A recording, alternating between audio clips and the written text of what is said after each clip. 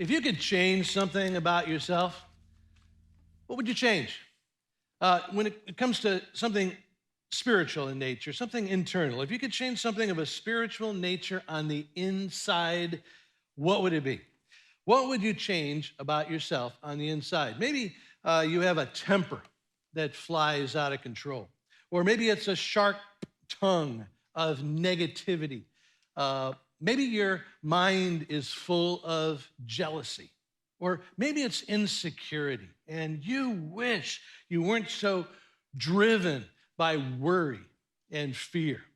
Or maybe it's your inner discontent, and you wish you weren't always so dissatisfied all the time, or you wish you could be less selfish. There was less selfishness in you, and there was more generosity in you. Or maybe it's an unforgiving spirit, and you wish you could just escape from the bitterness you have toward those who hurt you. So, what would you change about yourself? And now, as you have that gross internal deformity in mind, now share that deep secret sin with the person next to you right now. Would you? I'm kidding. You don't have to do that. But I bet you'd like to know what my internal thing is that I would like to change. But I'm not telling you either. So let's just keep it here, that place where we all have something inside where we know it needs to be healed. Which brings us to the Jesus encounter that we're going to study today. Did you know that in the Gospels, in the Bible, there is a story of Jesus healing a guy who did not want to be healed? It's true. And it's the Jesus encounter we're going to study today from the Gospel of John, chapter 5. So get ready, because this is one of the quirkiest stories in the whole Bible. It starts like this, John chapter 5, verse 1. Sometime later, Jesus went up to Jerusalem for a Jewish feast. Now there is in Jerusalem, near the sheep gate, a pool, which in Aramaic is called Bethesda, and which is surrounded by 5 covered colonnades. Here, a great number of disabled people used to lie, the blind, the lame, and the paralyzed, and one who was there had been paralyzed for 38 years. When Jesus saw him lying there and that he had been in this condition for a long time, he asked him, "Do you want to get well?"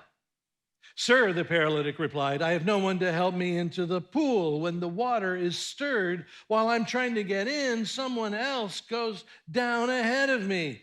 And then Jesus said to him, "Get up, pick up your mat, and walk." And at once the man was cured. He picked up his mat and walked. The day on which this took place was a Sabbath. And so the religious leaders said to the man who had been healed, "It is a Sabbath, and the law forbids you from carrying your mat." But he replied, "Well, the man who made me well said to me, 'Pick up your mat and walk.'" So they asked him, "Who is this fellow who told you to pick it up and walk?" And the man who was healed had no idea who it was, for Jesus had slipped away into the crowd that was there. Later, Jesus found the healed man at the temple. Remember that, at the temple, and said, "See, you are well again. Stop sinning, or something worse may happen to you." The man went away and told the religious leaders that it was Jesus who had made him well. So because Jesus was doing these things on the Sabbath, the religious leaders persecuted him. Like I said, it's a quirky story. So the first odd feature is the setting. The setting is the Pool of Bethesda, which had this legend of every once in a while, the waters would be stirred, touched by an angel, and the first one into the pool, the magic pool, would be healed. This place, Bethesda, is an archaeological fact. You can visit it today. The legend, on the other hand, well, there is no historical evidence that the waters were ever stirred by an angel, but there is the historical truth that the pool was a very popular place for needy people to receive alms. Now, you know what alms are, right? Alms are these gifts of charity that God commanded his people to give to the needy. And so God's people came by the hundreds to this pool of Bethesda, especially on the Sabbath, to give cash gifts, cash alms to people like the guy we read about, which leads us to the second odd feature about this story. On this particular Sabbath day at Bethesda, Jesus bent down, looked into the eyes of this paralyzed man, and posed the profound question: do you want to get healed? Do you want to get well? And if you know the gospel accounts, you know that Jesus is famous for his profound questions, because Jesus knew what was going on inside of a person, which is what the gospel writer John states explicitly 3 chapters earlier. Jesus knew all people. He did not need human testimony about them, for he knew what was in them. So, since Jesus looks inside people, he asks a profound question like, do you want to get well? And when Jesus asks this kind of profound question, he's not trying to get information, he's drawing out information, which leads to the next odd part of this story, which is this guy's reaction to Jesus' very simple question. Jesus says in a simple question, do you want to get well? The paralyzed man never actually says, yes, I do want to get well. No. To Jesus' simple question, do you want to get well? The guy responds with a complicated mixture of excuses, complaints, and blaming people about those people who get into the magic pool first. He's like, these other guys, they're paralyzed, but they're quick and they're sneaky. Despite this odd response, Jesus heals this man who had been paralyzed for 38 years. And you would think that after 4 decades on a tiny little mat, there would be a little bit of a reaction. You would think there'd be a little bit of a sign of some praise, but nothing. There's nothing. There's not even a thank you to Jesus, nothing. And this was meant to be a huge, contrast to what usually happens when Jesus heals someone. Here we have a kind of big drum roll, a healing with a clash of cymbals, and the guy gets up from his mat and says, all right, guess I'm healed. And this is such a contrast to everybody else who gets healed by Jesus.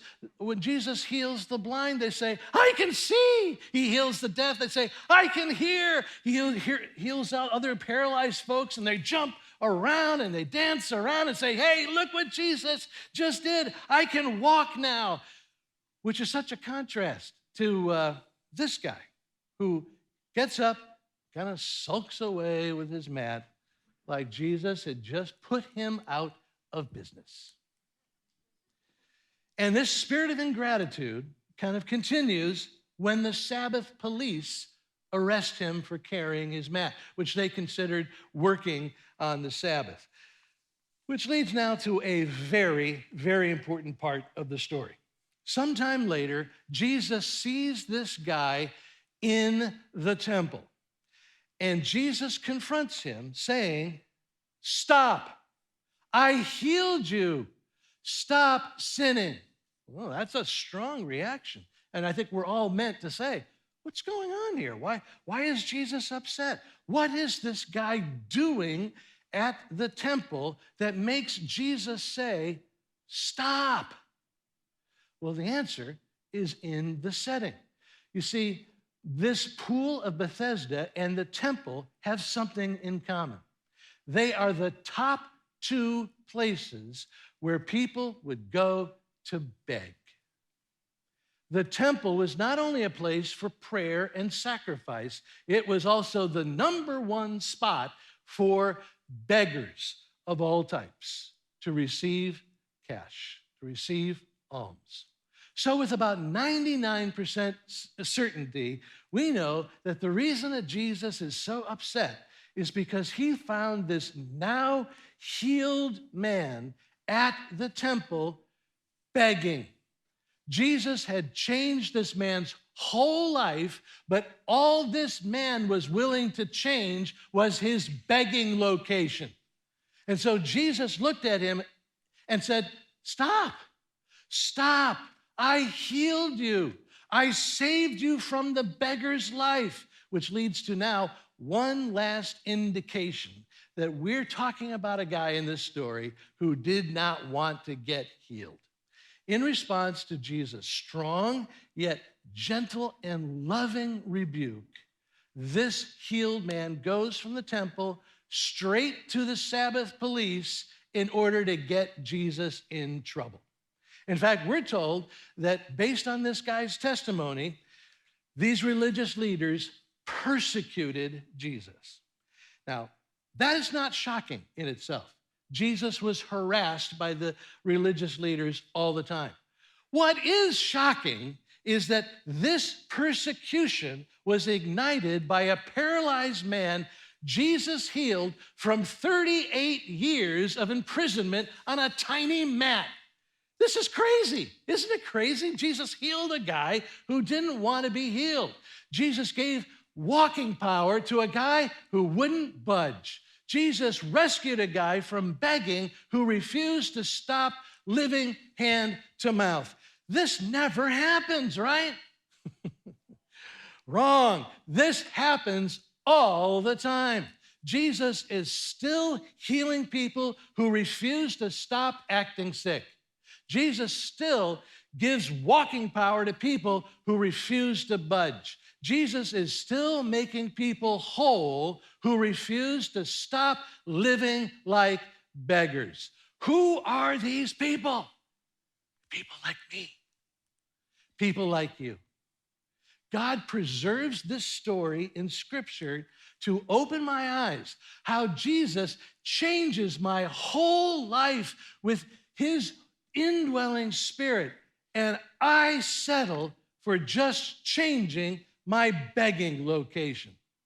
Jesus poses to me and to you the very same question of healing. Do you want to get well? Do you want to get well, or do you want to be like this guy who, before he met Jesus, spent 38 years blaming people for his condition as a beggar? He spent 38 years complaining about his condition as a beggar, who then was healed by Jesus, only to continue blaming and complaining and passively remaining a beggar. So Jesus looked him in the eyes and said, "Stop. Just stop." Why? Listen very carefully. When Jesus gave this man something in healing, Jesus also took something from him. When Jesus gave him healing, Jesus took from this man the right to continue complaining and blaming and passively remaining a beggar. And the same thing goes with everyone listening to me right now who is a child of God through faith in Jesus. Everyone now who is a follower of Jesus.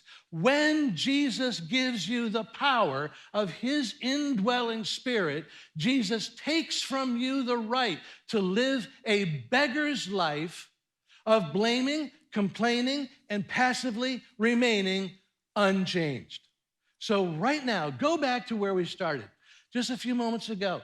Go back to those internal parts of you that you wish you could change. Go back to those internal places where you wish you could change this or that about yourself, but you have no expectation and no intention of ever seeing those things changed.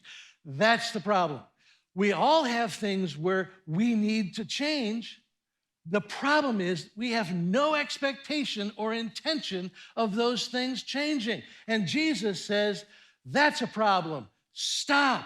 Stop, because I've given you the healing power of my indwelling spirit. And when I give you the power of my indwelling spirit, I take away your right to continue to blame and complain and passively remain unchanged. Because you have the indwelling power of his Spirit, Jesus says, stop.